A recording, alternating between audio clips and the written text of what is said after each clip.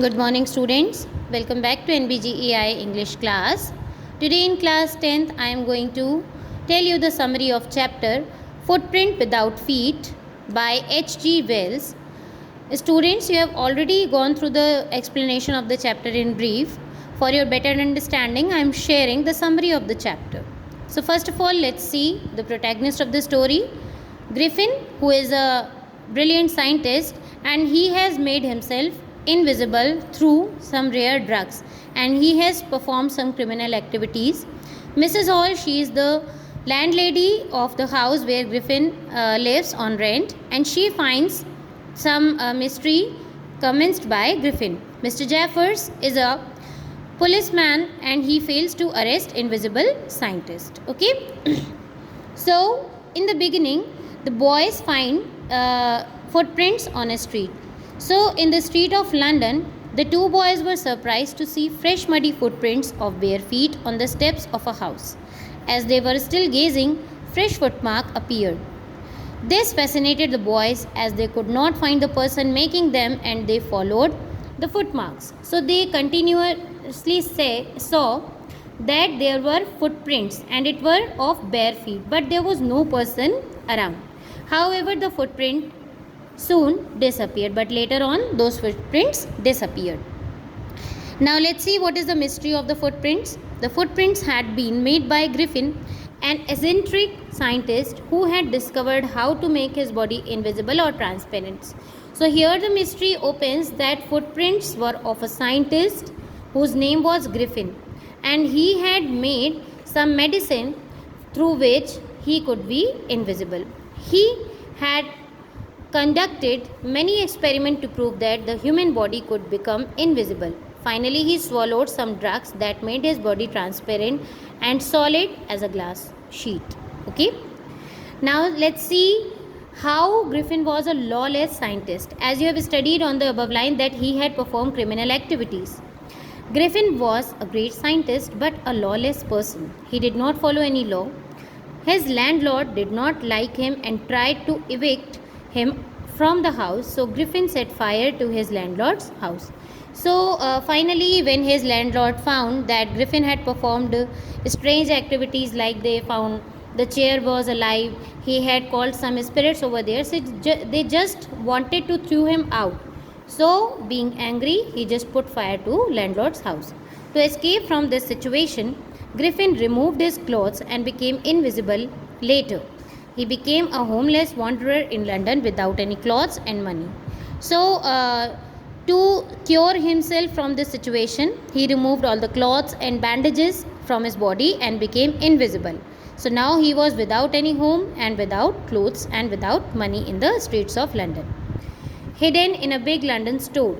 So then where did he go without clothes and without money? Griffin managed to escape from the observation of the two keen boys.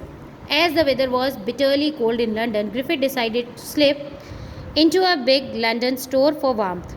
The store was closed at night. Griffin wore some warm clothes, shoes, and overcoat and a hat. So it was a cold night and Griffin was not wearing any clothes. So he went to a store, wore some clothes and hat on his body so he could be seen. And then two boys chased him on the same shop. He ate cold meat and drank some coffee from the kitchen of the restaurant. So where he stayed, he drank coffee and ate meat. He even hid some sweets and wine from the grocery store and then went to sleep on a pile of quilts. So while he was feeling cold, he ate some sweets also and then wine, and then finally lay down on a pile of quilts. Griffin was invisible again. When Griffin woke up next morning, the shop assistant had already started to arrive at the shop. On being seen, Griffin panicked and started running. As he was being chased, he again took off his newly found clothes. Consequently, he found himself invisible and naked in chill again. So once again, he was chased by the shopkeeper, and being panicked, he removed his clothes again and ran away from the place. So he was saved, but still again he was naked in the chilly winter. Griffin at a theatrical company. So now where he went? He reached a theatrical company and he reached Drury Lane and entered into a shop that sold theatrical items. So he went to a shop where drama related articles were sold. A little later, he came out wearing bandages, dark glasses, a false nose, big bushy whiskers, and a large hat. So he dressed himself very strange way. Then he attacked the shopkeeper and also robbed his money because he needed money to survive. Griffin arrives at a Iping village. So now he was about to be caught in London. So he left London and went to the village of Iping. Here he booked 2 rooms in an inn belonging to Mrs. Hall. So there he took a room from Mrs. Hall. Mrs. Hall tried to be friendly with Griffin. However, Griffin told her that he had an accident and did not want to be disturbed. Mrs. Hall excused his strange behavior as he had paid her in advance. So Griffin looked very strange while having bandages on his face, a big nose, and his behavior was also strange. So Mrs. Hall tried to be friendly with him, but he straightforward told her that he wanted to be alone. He did not want to be disturbed. So Mrs. Hall accepted himself as a strange person and she got money as advance. So she did not excuse him. Students, now let's see what happens when he goes to the inn of Mrs. Hall. Soon the money that Griffin had stolen from theatrical company was finished. So right now he had paid money in advance, but later as the time passed, his money was completely finished. So he robbed a clergyman's house. Clergyman was Mrs. Hall's husband. He was a Christian priest. Very early in the morning, the clergyman and his wife were disturbed by some sound. They heard a chink of money being taken away from the decks. The clergyman silently opened the door and warned the thief to surrender. However, he was shocked to find that nobody was there and the money was missing.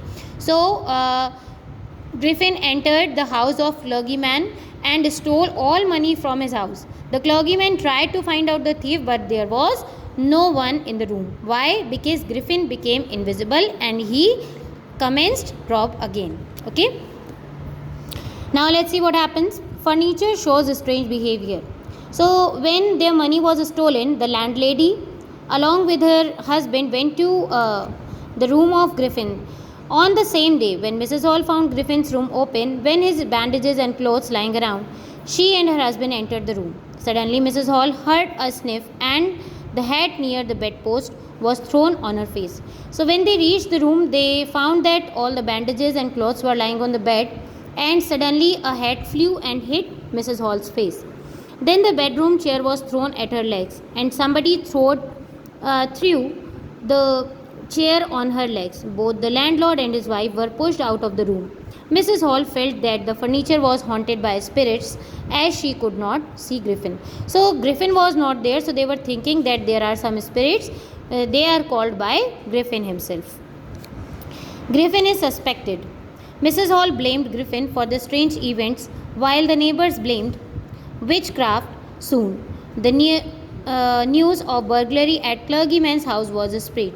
So Mrs. Hall was sure that all the event took place because of Griffin, and the neighbors were thinking that it is a black magic. Most people in the village felt that a strange scientist was involved in it, but many people in the village believed that only Griffin, the scientist, was involved in those activities because he paid his due rent, whereas earlier he was not able to do so because once he had short of money, but again he paid money in advance. So they called the village police constable to arrest Griffin. Griffin becomes invisible. Mrs. Hall went to Griffin and inquired what he had been doing with her chair in the room. She also inquired that how did he come out of an empty room and entered a locked room. Griffin lost his temper and decided to show her everything. He threw off his bandages, spectacles, whisker, and his nose. People who had gathered were horrified to see the headless man. So when Mrs. Hall inquired Griffin about all the strange events, he became angry. Then he put off his bandages, his spectacles and clothes. So all the people found that there was a headless man, a man without hand. So as Griffin was moving his clothes, he was becoming invisible. Griffin escapes from Iping. Again, Griffin was successful to escape from Iping also. When Constable Jaffer had arrived, he was surprised to know that he had to arrest a man without head. As students, you know, Griffin had put off his bandages, so he was without head, and Jaffer was surprised to see that he had to arrest a man who is not having his head. Griffin removed all that he was wearing to become invisible. The constable was trying to catch a man he could not see. Some people tried to help Jeffers but were hit by a blow they could not see. So now Griffin had become completely invisible. He was hitting all the people who were trying to catch him, but they failed to catch him. Soon Jaffer was knocked unconscious and Griffin ran away. So finally, by being hit, Jeffers was unconscious and Griffin was successful to run away from that place. Okay, so here the summary of the story ends. Go through it. Thank you so much. Have a nice day.